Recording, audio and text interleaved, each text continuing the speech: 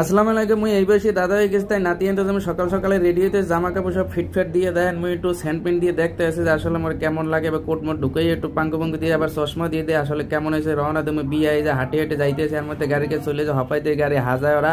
যাই হোক, হাজার মুইকে আমার একটা ভিডিও লয়, বাইরবেলা একটা ভিডিও লইলে পরে কয় আমার একটা লন কাকা ওরটাও একটা লইলাম। যাই হোক, এর মধ্যে জামাই চলে এসে জামাইর লোক একটু দাঁড়াইয়ে ছবি টবি সবাই তুললাম, আত্মীয় স্বজন যারা আছে ভিডিও মিডিও যাই যে দূর পারছে দেন সবাই ছবি টবি তোলার পরে গাড়িতে উঠে রওনা দিলাম। দেয় আলহামদুলিল্লাহ আমরা গাড়ি নিয়ে চলতে আসি, যাইতে আসি, মাঠের পর মাঠ পাড়ি দিতে আসি।